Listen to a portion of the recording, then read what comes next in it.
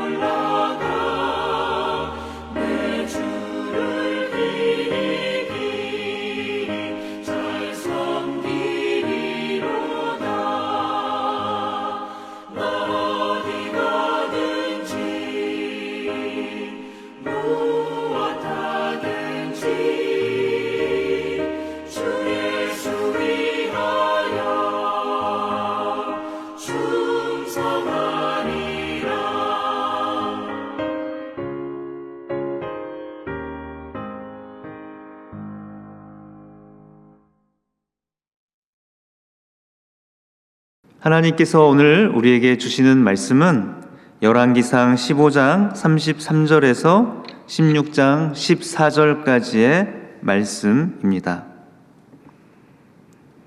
유다의 아사왕 셋째 해에 아이야의 아들 바아사가 디르사에서 모든 이스라엘의 왕이 되어 24년 동안 다스리니라.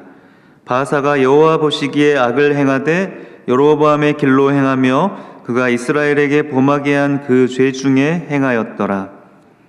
여호와의 말씀이 하나니의 아들 예후에게 임하여 바아사를 꾸짖어 이르시되 내가 너를 티끌에서 들어 내 백성 이스라엘 위에 주권자가 되게 하였거늘 네가 여로보암의 길로 행하며 내 백성 이스라엘에게 범죄하게 하여 그들의 죄로 나를 노엽게 하였은즉 내가 너 바하사와 내 집을 쓸어버려 내 집이 느밧의 아들 여로보암의 집같이 되게 하리니 바하사에게 속한 자가 성읍에서 죽은즉 개가 먹고 그에게 속한 자가 들에서 죽은즉 공중의 새가 먹으리라 하셨더라.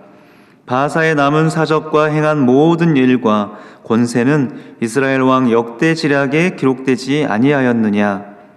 바하사가 그의 조상들과 함께 잠에 디르사에 장사되고 그의 아들 엘라가 대신하여 왕이 되니라. 여호와의 말씀이 하나니의 아들 선지자 예후에게도 임하사 바하사와 그의 집을 꾸짖으심은 그가 여로보암의 집과 같이 여호와 보시기에 모든 악을 행하며 그의 손의 행위로 여호와를 노엽게 하였음이며 또 그의 집을 쳤음이더라. 유다의 아사왕 제26년에 바하사의 아들 엘라가 디르사에서 이스라엘의 왕이 되어 2년 동안 그 왕위에 있으니라.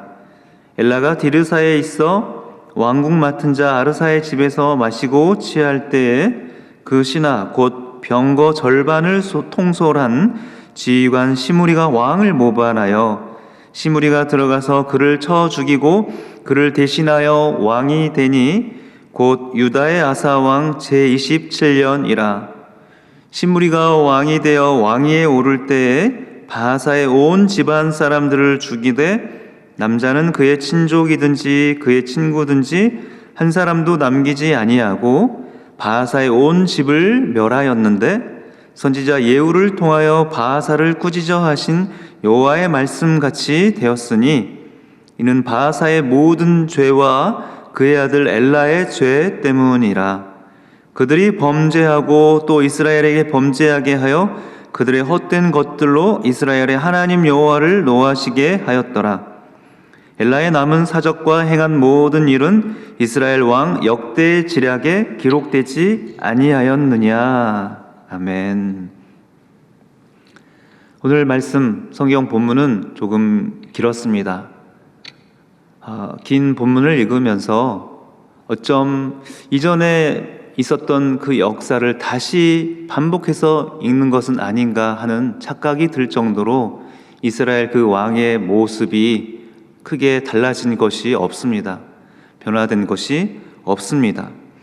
이스라엘 왕과 바하사 그리고 그의 아들 엘라, 반복되는 그 죄악의 역사의 가운데, 역사의 한복판 가운데 이들 역시 놓여져 있고 그 역사의 그 소용돌이 가운데에서 벗어나지 못합니다. 역사의 실패에서 그 이전 그 왕조의 그 실패에서 교훈을 얻지 못하면 역시 동일하게 하나님의 심판을 받을 수밖에 없음을 이들 두 왕을 통하여서 보여주고 있는데요. 이스라엘 왕의 바하사의 그 모습, 바하사는 세상적인 관점에서는 매우 크게 성공한 인물이라고 할 수가 있습니다. 쿠데타를 일으켜서 그 왕을, 나답 왕을 죽이고 대신 그 왕의 자리를 찬탈하였습니다. 그래서 이스라엘을 이제 자신의 그 휘하에 두고 그 왕의 자리에 올라서 그 무엇보다 모든 것을 누리며 살아갈 수 있는 바하사 왕입니다. 24년 동안 실제로 왕 노릇을 하였고 또한 이스라엘 백성들을 또한 다스리고 이끌었습니다. 세상의 관점에서 보면 24년 동안 왕을 차지하였기에 참으로 성공했고 인정받는 그러한 삶이다라고 할 수 있을 텐데요. 그러나 하나님의 평가는 그와 다릅니다. 하나님의 그 말씀은 전혀 다릅니다. 바하사는 철저히 하나님의 관점에서 보면 철저히 실패한 왕이었고 또한 죄 가운데 놓여져 있었던 그러한 사람인데요. 34절 말씀, 바하사가 여호와 보시기에 악을 행하되 여로보암의 길로 행하며 그가 이스라엘에게 범하게 한 그 죄 중에 행하였더라. 여호와 보시기에라는 이 단어가 매우 중요합니다. 사람들의 인정과 성공이 아무리 뛰어나고 좋을지라도 그것이 무슨 소용이 있겠습니까? 여호와 보시기에 그렇지 않다면, 하나님이 보시기에 그렇지 않다고 말씀하신다면 그 의미가 아무 의미가 없는 것인데요. 여호와 보시기에 바하사는 죄 가운데 놓여져 있는 인물이었다는 것입니다. 자신도 죄를 지었고 또한 이스라엘에게 범하게 한 그 죄 중에 행하였다라고 말씀하고 있어요. 이전의 왕조, 이전의 정권, 그 모습을 보면서 교훈을 얻을 만도 한데, 그러나 한치의 그러한 달라짐도 없이, 변화됨도 없이 똑같은 동일한 하나님의 평가를 받고 있습니다. 사실 이 바하사는 하나님의 은혜를 받은 인물인데요. 16장 2절 말씀에 보면 내가 너를 티끌에서 들어 내 백성 이스라엘 위에 주권자가 되게 하였거늘 내가 여로보암의 길로 행하며 내 백성 이스라엘에게 범죄하게 하여 그들의 죄로 나를 노엽게 하였은즉, 여호와 하나님께서 특별한 은혜를 베풀어 주셔서 바하사 왕을 이스라엘의 그 왕의 자리로 올려주셨습니다. 티끌에서 그를 일으켜서 그 자리에 놓아주셨다고, 그 자리를 앉게 하셨다고 말씀하고 계시는데요. 그러나 이 바하사 왕은 하나님의 은혜를 잊어버렸습니다.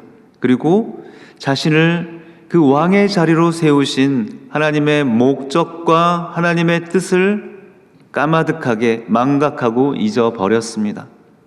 하나님이 그를 왕의 자리로 세우신 이유가 무엇이겠습니까? 그 이전 왕조의 잘못된 그 모습을 또한 씻어버리고 척결해 버리고 이제 하나님 앞에 참으로 바르고 또한 하나님이 인정하시는 그 삶을 살아가라고, 그리고 백성들을 공의와 정의로 하나님의 마음을 품고 섬기고 다스리라고 그 자리에 세우신 것이 아니겠습니까? 그러나 그 목적을 저버렸어요. 하나님의 그 계획을 또한 저버렸습니다. 자기 자신의 손으로 심판했던 여로보암의 길을 똑같이 동일하게 선택하고 그 길을 걸어가는 바하사 왕의 어리석은 모습입니다. 그러면 그에게 놓여져 있는 것은 오직 하나님의 심판이라는 거예요. 3절 말씀, 내가 너 바하사와 내 집을 쓸어버려 내 집이 느밧의 아들 여로보암의 집 같이 되게 하겠다. 하나님의 심판의 선언이에요. 하나님의 심판의 모습입니다. 바하사 왕을 특별히 선택하셔서 하나님의 계획과 뜻 가운데 하나님께서 선하게 사용하셨는데, 똑같은 그 죄악 가운데 벗어나지 못하고 또한 여전히 그 죄악 가운데서 이스라엘 백성들도 동일하게 그 죄악에 행하게 한 그 바하사 왕을 심판합니다. 심판의 도구가 바로 달라졌을 뿐입니다. 바하사를 통하여서 여로보암 왕조를 심판하셨다면 이제는 다른 사람을 통하여서 바하사를 심판하십니다. 하나님께 쓰임받았던 과거의 그 경험, 하나님이 또한 사용하셨던 과거의 그 은혜, 그 과거의 그 경험과 은혜가 지금 나의 현재의 그 신앙을 보장해 주는 것이 아니라는 것입니다. 신앙은 현재 진행형의 모습이에요. 과거의 삶 가운데 하나님이 어떠한 은혜를 베풀어 주셨을지라도 그 은혜를 기억하는 가운데 오늘 이 자리에서 지금 동일하게 하나님의 그 은혜를 붙잡고 또한 하나님과 은혜의 삶을 살아가야 되는 것이 우리에게 주어진 그러한 과제와 사명이라는 것입니다. 바하사 왕은 그 지난날의 그 경험, 그 은혜를 지금의 신앙으로 이어가지 못하고 그 죄악 가운데 머물렀습니다. 그리하여서 하나님의 그 심판을 받게 되는데요. 이제 이 바하사 왕을 이어서 그 바하사의 그 아들도 왕위에 올랐는데 동일하게 하나님의 그 심판을 평가를 받습니다. 8절 말씀, 유다의 아사왕 제26년에 바하사의 아들 엘라가 디르사에서 이스라엘의 왕이 되어 2년 동안 그 왕위에 있으니라. 바하사의 아들 엘라가 이제 왕위에 올랐지만, 그러나 그 하나님의 그 관점에서 바라볼 때 그 아버지와 아들의 모습은 달라진 것이 여전히 없습니다. 이전의 정권 왕조와 달라진 것도 없고, 또한 그 아들의 그 모습도 또한 동일합니다. 이 모든 것이 바로 하나님의 심판을 앞당기는 모습인데요. 13절 말씀, 바하사의 모든 죄와 그의 아들 엘라의 죄 때문이라. 그들이 범죄하고 또 이스라엘에게 범죄하게 하여 그들의 헛된 것들로 이스라엘의 하나님 여호와를 노하시게 하였더라. 마치 음악을 보면 후렴구처럼 어쩌면 이렇게 똑같은 모습이 반복되는지, 이 이스라엘의 그 왕의 모습들을 통하여서 참으로 우리는 객관적인 제3자의 모습으로서 바라보게 되는데요. 어쩌면 이렇게 어리석게도 똑같은 죄악 가운데 놓여져 있을까 생각하게 됩니다. 여전히 역사의 그 심판과 또한 역사의 그 흐름에서 교훈을 전혀 얻지 못하고 동일하게 그들의 죄와 또한 이스라엘에게 범죄하게 한 그 모습으로 인하여서 하나님의 심판을 받게 됩니다. 바하사도 예외가 아니었고 그의 아들 엘라도 마찬가지입니다. 그렇다면 우리는 어떻습니까? 우리는 이 이스라엘의 역사를 통하여서 우리는 교훈을 얻어야 된다는 것입니다. 하나님 앞에 우리의 모습을 돌아보고 또한 하나님을 기쁘시게 하는 우리 마음의 중심으로 하나님의 그 선한 일들을 이루어가는 매일매일의 삶이 되기를 하나님은 기뻐하신다는 것이에요. 하나님께서 이제 시므리라는 인물을 통하여서 이 엘라를 심판하시는데요. 10절, 11절 말씀, 9절과 10절 말씀, 엘라가 디르사에 있어 왕국 맡은 자 아르사의 집에서 마시고 취할 때 그 신하 곧 병거 절반을 통솔한 지휘관 시므리가 왕을 모반하여 시므리가 들어가서 그를 쳐 죽이고 그를 대신하여 왕이 되니 곧 유다의 아사 왕 제27년이라. 시므리의 배신, 그리고 시므리를 통하여서 하나님의 심판이 이루어집니다. 이 모든 것이 하나님의 말씀대로 이루어지고 성취됩니다. 이전에 읽었던 그 말씀과 그 본문의 내용과 큰 틀과 흐름에서 변함없는 동일한 그 내용들을 보게 됩니다. 이 모든 것이 바로 바하사와 엘라의 죄 때문이었고, 하나님은 다른 이들을 통하여서 그들을 심판하는 그 모습을 보게 되는데요.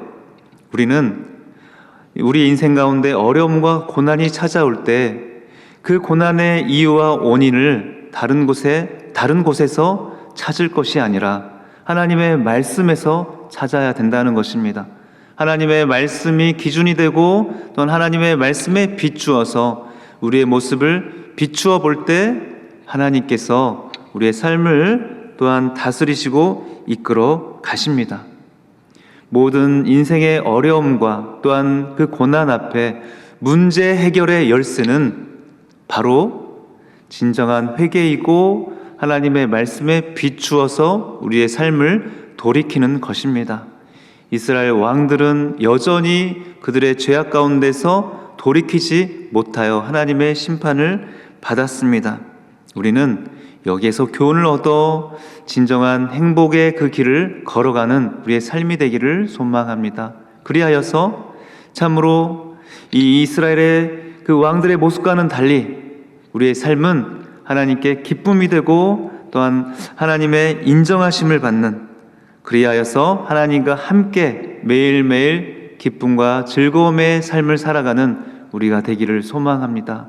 매일매일 주님의 손을 붙잡아 또한 하나님과 동행함으로 하나님의 말씀을 따라서 우리의 삶을 살피고, 또한 하나님이 말씀하실 때 하나님이 버리라 하시는 것들은 버리고, 또한 하나님 기뻐하시는 것들은 더 그 일들을 선택하며 행해 나가는 그 일을 또한 한 걸음 한 걸음 걸어 나갈 때 하나님의 인정과 하나님의 또한 인도하심을 받는 우리의 삶이 될 줄을 믿습니다. 사랑하는 주님, 오늘 또 동일하게 이 열왕기 말씀을 통하여서 참으로 하나님의 그 말씀을 받습니다. 하나님이 우리에게 말씀하시고 찾아오실 때 하나님의 말씀 앞에 우리의 삶을 돌아보게 하여 주시고, 또한 과거에 하나님이 우리에게 베풀어 주신 그 은혜들을 기억하며 저버리지 아니하고 오늘 내가 살아가는 이 오늘의 삶의 자리에서 주님과 함께 기쁨으로 주님과 동행하는 그러한 삶을 살아가게 하여 주옵소서. 하나님 아버지, 참으로 우리의 마음의 중심이 하나님의 은혜로 충만하게 하여 주시고, 또한 오직 하나님이 우리의 삶에 또한 주인 되어 주셔서 하나님의 손을 붙잡고 나아가며 매일매일 걸어갈 때 하나님의 인정과 하나님의 칭찬을 받는 우리의 삶이 되게 하여 주옵소서. 예수님의 이름으로 기도합니다.